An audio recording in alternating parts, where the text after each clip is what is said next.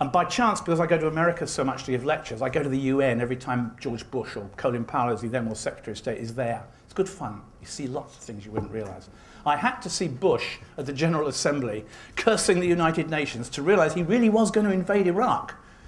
My friend Seymour Hersh told me I was out of my mind. Of course he was. I said, no, he wouldn't do anything so stupid. Yes, he would.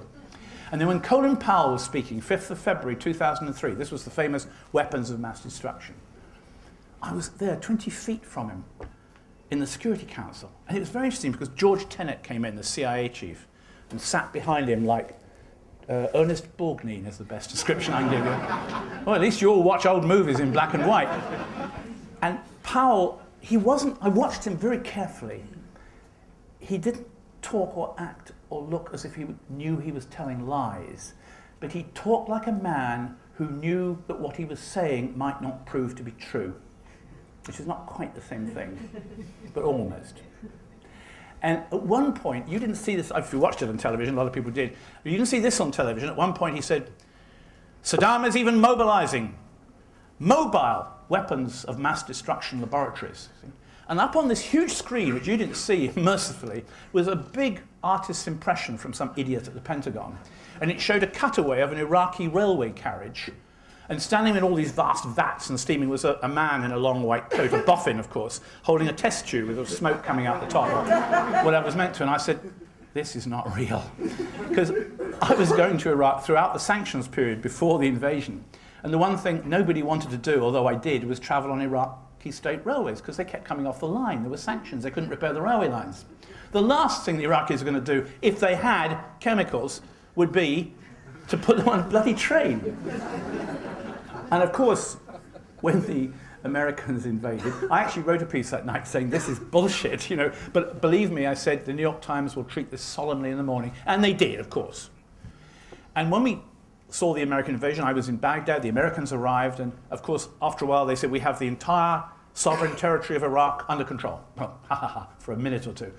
But then I went down to the Marine base and said, weapons of chemical weapons laboratories on trains, you now hold the whole of the Iraqi railroad system. Have you found them?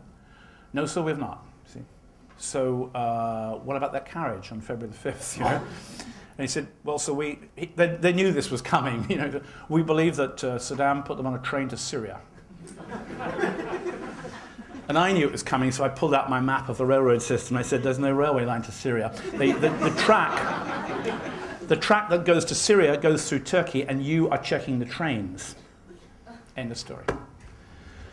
But what was the New York Times doing? Judith Miller was telling us it was all true. And afterwards, they had a mea culpa. We should have been more careful. We shouldn't have trusted Ahmed Shalabi. Judith left the New York Times. And what are they doing now? They're telling us that the Syrians have weapons of mass destruction, that the Iranians are making weapons of mass destruction. And again, we're saying, will we have to invade Iran? Will we? It's preposterous. They won't even give you the true narrative of the story of Iranian nuclear facilities. The line we get, the line you will have heard and probably even believe, I don't know, I did for a moment before I realized, remembered what I'd heard and seen with my own eyes before, is that the mad mullahs under Ahmadinejad, who is a crackpot, by the way, suddenly wanted to get nuclear weapons. They were going to destroy Israel and so on, and of course Palestine at the same time, I suppose. But the real truth of Iran is it was the Shah who wanted nuclear facilities, America's ally, our policeman in the Gulf. It was the Shah who asked the European nations to help him build those facilities. The Americans had air bases all over Iran. They were very happy. The European nations stood on each other's shoulders to build the nuclear facilities. Bushehr, which the Israelis are keen to bomb, was built by Siemens, the German company. And the Shah then went to New York on his way to see President Carter, where he got another of those American bear hugs. And when he was in New York, he went on either ABC or CBS, I'm not quite sure, and said, I would like to have a nuclear bomb in Iran. And all he was asked was, why? He said, well, the Russians have one and the Americans have one. Why shouldn't I? And no one said, danger, warning, Iran wants nuclear weapons. After the Islamic Revolution, when Khomeini returned from Paris, I was present in the room about twice the size of this, when he said that nuclear facilities are the work of the devil, and we will close them down. And the Iranians closed them down. It was only in 1984, when Saddam, 4 years into his war against Iran, which we of course fully supported, was drenching the Iranian front lines in gas, chemical precursors sent from America and Germany, of course. When the Iranian military went to Khomeini and said to him, look, they're using weapons of mass destruction. Next, we'll be using a nuclear weapon against Iran. We can't have this.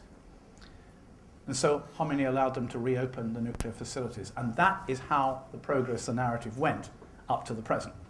But what Americans, journalists and many Western journalists have done, they've chopped off the narrative. So the whole Shah bit and the closing of those nuclear facilities and the reason why they were reopened is missing. It is now Ahmadinejad and his mad mullahs who want a bomb. In fact, and again, journalists do not tell you this, and I've been trying to get it across, there is one very dangerous country in Southwest Asia which is Muslim and has packed with Taliban supporters and Al-Qaeda supporters, and it is called Pakistan, and it's got a bomb. And we will not deal with it. They still are supposed to be our allies in the war on terror. Now that Mr. Musharraf has gone, there's a slightly different problem, but Mr. Zadari, who's an extremely corrupt man, has mercifully been elected president and will no doubt soon receive a visit from Condoleezza Rice. And then we'll be back on track and Iran will be the enemy again. I'm just trying to show you how you don't get the story from us and how lethal we are in our reporting. And we don't need to be.